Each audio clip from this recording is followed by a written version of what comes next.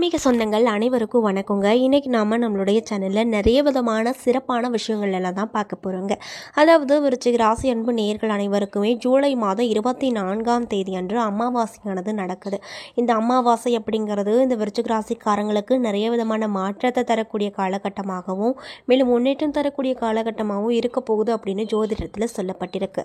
அந்த விஷயங்கள்லாம் என்ன, மேலும் நீங்கள் இந்த காலகட்டத்தில் என்ன மாதிரியான விஷயத்தில் ரொம்ப கவனமாக இருக்கணும், என்னென்ன விஷயங்கள்லாம் பண்ணணும் பண்ணக்கூடாது அப்படிங்கிறத பற்றி தான் நான் இன்றைக்கி இந்த வீடியோ பதிவின் மூலயமா உங்ககிட்ட முழுசாக ஷேர் பண்ணிக்க போகிறேன்.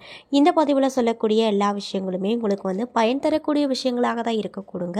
ஸோ வீடியோ ஸ்கிப் பண்ணாமல் தொடர்ச்சியாக பாருங்கள்.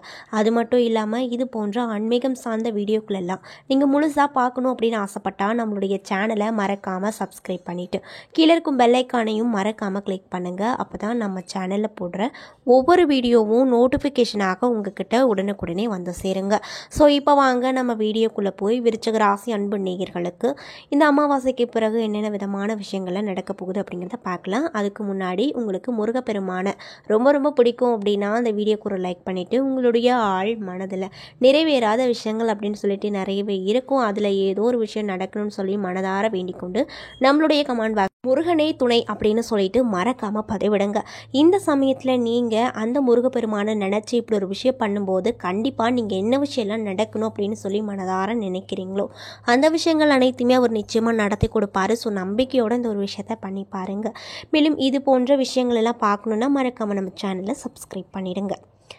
ராசி சக்கரத்தில் 8வது ராசியாக வரக்கூடிய ராசி தான் விருச்சிகம். விருச்சிக ராசியின் அதிபதி யாருன்னு பார்த்தீங்கன்னா செவ்வாய் பகவான். மேலும் இந்த ராசிக்கான ராசி கடவுள் முருகப்பெருமான் அப்படின்னு சொல்கிறாங்க. ஸோ நீங்கள் என்ன மாதிரியான விஷயங்களை பரிகாரமாக பண்ணணும்னு பார்த்தீங்கன்னா செவ்வாய்க்கிழமை அப்படிங்கிறது முருகப்பெருமானுக்குரிய உகந்த நாள். இந்த கிழமையில் முருகப்பெருமானை நினச்சி விரதம் வந்துட்டு இருந்தீங்க அப்படின்னா 3வது செவ்வாய்க்கிழமையிலே உங்களுக்கு நல்ல விதமான மாற்றங்கள் அப்படிங்கிறது கண்டிப்பாக அந்த முருகப்பெருமான் கொடுப்பாரு. ஸோ நம்பிக்கையோடு இந்த ஒரு விஷயத்தை பண்ணி பாருங்கள். அது மட்டும் இல்லாமல் விருச்சிக ராசிக்காரங்களை பொறுத்த வரைக்கும் ரொம்பவே பூர்வசாலியாக காணப்படுவாங்க. அவங்க மனசில் ஒரு விஷயம் தோன்றிக்கொண்டே இருக்கும், ஆனால் செயலில் வேறு விஷயத்தை காட்டுவாங்க. அவங்க செய்யக்கூடிய தொழிலுக்கும் அவர்களுக்கும் எந்த ஒரு சம்மந்தமே இல்லாத வகையில் ஒரு பெரிய தொழிலை தான் பார்த்துட்ருப்பாங்க. மேலும் இவங்க கிட்ட நெகட்டிவாக பேசுகிறவங்க அப்படிங்கிறது சுத்தமாக பிடிக்காது. யாரெல்லாம் பாசிட்டிவிட்டியாக பேசுகிறாங்களோ அவங்கக்கிட்ட மட்டும்தான் இவங்க ஃப்ரெண்ட்ஷிப் அதிகமாக வச்சுப்பாங்க அப்படின்னு சொல்லப்படுதுங்க.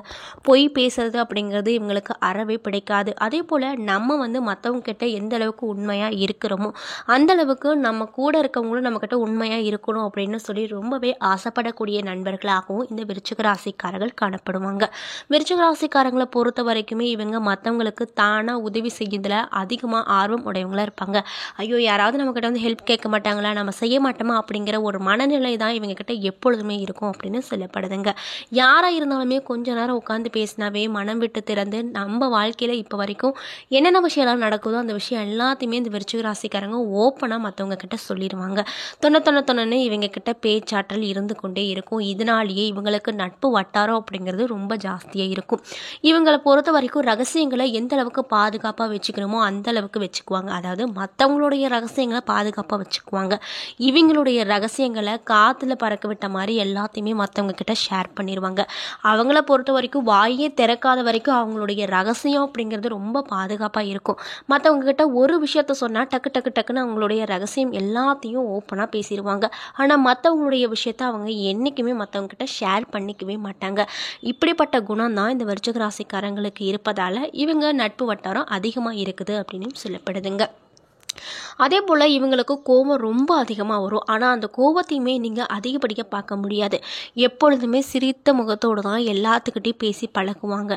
அந்தளவுக்கு நல்ல குணம் பெற்றவர்களாக தான் இந்த விருச்சிக ராசிக்காரங்க இருப்பாங்க அப்படின்னு சொல்லப்படுதுங்க. மேலும் அதே அளவில் இவங்களுக்கு கோபம் ரொம்ப ஜாஸ்தியாக வந்துருச்சுன்னா யாராலையுமே கட்டுப்படுத்த முடியாத அளவுக்கு இவங்களுக்கு கோபம் அப்படிங்கிறது அதிகமாக வருங்க. மேலும் 40 வயசுக்கு மேலே இவங்க தொழில் துறையில் பெரிய விதமான மாற்றத்தை கொடுப்பாங்க அப்படின்னு சொல்லப்படுது. சொல்லப்படுது. இப்படிப்பட்ட அன்பு நேயர்களுக்கு இந்த அமாவாசைக்கு பிறகு என்னென்ன விதமான நற்பலன்கள் கிடைக்க போகுது, என்னென்ன விஷயத்தில் கவனமாக இருக்கணும், என்னென்ன விஷயங்கள்லாம் செய்யணும் செய்யக்கூடாது அப்படிங்கிறத பற்றி தான் நான் இன்றைக்கி உங்ககிட்ட முழுசாக சொல்ல போகிறேங்க. இந்த பதிவில் சொல்லக்கூடிய எல்லா வித தகவலுமே உங்களுக்கு பயன் தரக்கூடிய தகவலாக கண்டிப்பாக இருக்கும். ஸோ வீடியோ ஸ்கிப் பண்ணாமல் தொடர்ச்சியாக பார்த்தீங்க அப்படின்னா தான் புரியும். ஸோ வீடியோ ஸ்கிப் பண்ணாமல் தொடர்ச்சியாக பாருங்கள். மேலும் விருச்சிக ராசிக்காரங்க யாராவது இந்த பதிவை பார்க்குறீங்க அப்படின்னா நான் சொன்ன விஷயம்லாம் உங்களுக்கு கரெக்டாக இருந்துச்சுன்னா நம்மளுடைய கமெண்ட் பாக்ஸில் எஸ் அப்படின்னு சொல்லி மறக்காமல் பதிவிடுங்க. ஸோ இப்போ வாங்க நம்ம வீடியோக்குள்ளே போய் முழுசாக பார்த்து தெரிஞ்சுக்கலாம். மாத கிரக நிலைகளை ஆராய்ந்து பார்க்கும்போது மாத தொடக்கத்தில் உங்களுடைய ராசிநாதன் செவ்வாய் சிம்ம ராசியில் சஞ்சரிக்கிறாரு. எனவே இதனால் உங்களுக்கு என்ன மாதிரியான விஷயம்லாம் நடக்கும்னு பார்த்தீங்கன்னா, தொழில் ஸ்தானம் வலுவாகுது, தொழிலில் வெற்றி நடை போடுங்க. உத்தியோகத்தில் இருப்பவங்களுக்கு கேட்ட சலுகைகள் வழங்க உயர் அதிகாரிகள் முன் வருவாங்க. சனியை குரு பார்ப்பதால் மகிழ்ச்சி தரக்கூடிய வாய்ப்புகள் அப்படிங்கிறது அதிகமாக கிடைக்கும். ஆரோக்கியம் சீராகி ஆனந்தப்படுத்தும். கொடுக்கல் வாங்குதல்ல கூடுதல் லாபம் கிடைக்குங்க. இடம் பூமியால் லாபம் கிடைக்கும். திட்டமிட்ட காரியங்களை திட்டமிட்டபடி செய்து முடிப்பீங்க. அது மட்டும் இல்லாமல் ஆடி மாதம் 8ஆம் தேதி அன்னைக்கு மிதுன ராசிக்கு சுக்கிரன் செல்ல போகிறார். உங்கள் ராசிக்கு 7 மற்றும் 12 ஆகிய இடங்களுக்கு அதிபதி தான் சுக்கிரன். 12க்கு அதிபதியான அவர் 8ல் சஞ்சரிக்கும் போது கெட்டவன் கெட்டிடில் கிட்டிடும் ராஜயோகம் என்பதற்கேற்றவாறு எதிர்பாராத நல்ல திருப்பங்கள் கிடைக்கும். உத்தியோகத்தில் இருக்கக்கூடியவர்கள் அவர்களுடைய கோரிக்கைகள் உயர் அதிகாரிகளால் பரிசீலிக்கப்படுங்க. மேலும் வீடு கட்டுவது, கட்டிட வீட்டை பராமரிப்பது போன்றவற்றில் கவனம் அதிகமாக செலுத்துவீங்க. ஆடை ஆபரண சேர்க்கை உண்டாகும். பழைய வாகனங்களை கொடுத்துவிட்டு புதிய வாகனம் வாங்கக்கூடிய விஷயங்கள் அப்படிங்கிறது இந்த காலகட்டத்தில் நடக்கும். பிள்ளைகளின் எதிர்கால நலன் கருதி தீட்டிய திட்டங்கள் அனைத்துமே இந்த காலகட்டத்தில் கை கொடுக்குங்க. மேலும் ஆடி மாதம் 13ஆம் தேதி அன்னைக்கு கன்னி ராசிக்கு செவ்வாய் செல்ல போறாரு. எனவே உங்க ராசிக்கு 11வது இடம் வலுவடையுது. மேலும் உங்க ராசிக்கு அதிபதியான செவ்வாய் லாபஸ்தானத்துல சஞ்சரிக்கும் இந்த நேரம் அப்படிங்கிறது லாபம் 2 மடங்காக உயர்த்தி கொடுக்கும். பழைய பாக்கிகள் வசூலாகும். கொடுத்த வாக்கை காப்பாற்றுவீங்க. மேலும் கொடுக்கல் வாங்குதல் ஒழுங்காகும். வளர்ச்சி பாதையை நோக்கி அடியெடுத்து வைப்பீங்க. புதிய ஒப்பந்தங்கள் வந்து சேரும். அலுவலக பணிகளை துரிதமாக முடித்து பாராட்டப்படுவீங்க. புகழும் பெறுவீங்க. அதன் விளைவாக உயரதிகாரிகள் உங்களுக்கு சம்பள உயர்வு தர முன் வருவாங்க. உடன் பிறப்பு மூலமாக சில நல்ல காரியங்கள் நடக்குங்க. அரசியலில் ஈடுபட்டு இருக்கக்கூடியவங்களுக்கு மக்கள் செல்வாக்கு மேலுங்கும். எதிர்பார்த்த பதவிகள் அப்படிங்கிறது இந்த காலகட்டத்தில் நிச்சயமாக கிடைக்க போகுது. மேலும் வெளிநாட்டிலிருந்து வரும் தகவல் ஆதாயத்தை தரக்கூடிய விஷயமா இருக்கும்.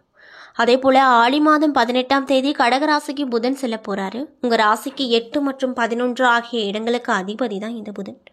அவர் பாகிஸ்தானத்திற்கு உள்ள சூரியனோடு இணைந்து புத ஆதித்ய யோகத்தை உருவாக்குவதால் புதிய திருப்பங்கள் ஏற்படும். அது மட்டும் இல்லாமல் அரசு வேலைக்கு விண்ணப்பித்தவர்களுக்கு அந்த விஷயமும் கைக்கூடி வரும். அரசியல் களத்தில் இருக்கக்கூடியவங்களுக்கு மேலிடத்தில் ஆதரவு கிடைக்கும். புதிய தொழில் தொடங்கும் திட்டங்களை நிறைவேற்றி அதில் நிறைய விதமான மாற்றத்தை ஏற்படுத்துவீங்க. அது மட்டும் இல்லாமல் உங்களுடைய தொழிலில் வேலை செய்து கொண்டிருப்பவங்க ஒத்துழைப்போடு வெற்றி கிடைக்கும். கூட்டு தொழிலில் புரிவோர், அதாவது கூட்டு தொழில் செய்கிறவங்களுக்கு அதிலிருந்து விடுபட தனித்து இயங்க வேண்டும் அப்படிங்கிற எண்ணம் செயல்படுத்தும் நேரமாக இருக்க போகுது. மகிழ்ச்சிக்குரிய தகவல்கள் வந்து சேரும். வீடு கட்டும் யோகம் அல்லது வீடு வாங்கும் யோகம் உண்டாகும். மேலும் பொது வாழ்வில் ஈடுபட்டிருக்கக்கூடிய அன்பு நேயர்களுக்கு இந்த காலகட்டம் எப்படி இருக்க போகுதுன்னு பார்த்தீங்கன்னா, நினைத்தது நடக்கக்கூடிய காலகட்டமாக அமைஞ்சிருக்கு. தொழில் மற்றும் வியாபாரம் செய்பவர்களுக்கு கூடுதல் லாபம் கிடைக்கும்.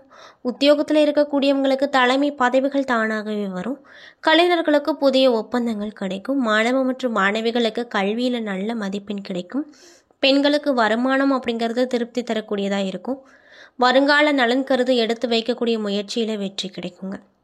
மேலும் உங்களுக்கு அதிர்ஷ்டம் தரக்கூடிய நாட்கள் ஜூலை 25, 26, 29, 30 மற்றும் 31, ஆகஸ்ட் 6, 7, 11, 12 அப்படின்னு சொல்கிறாங்க.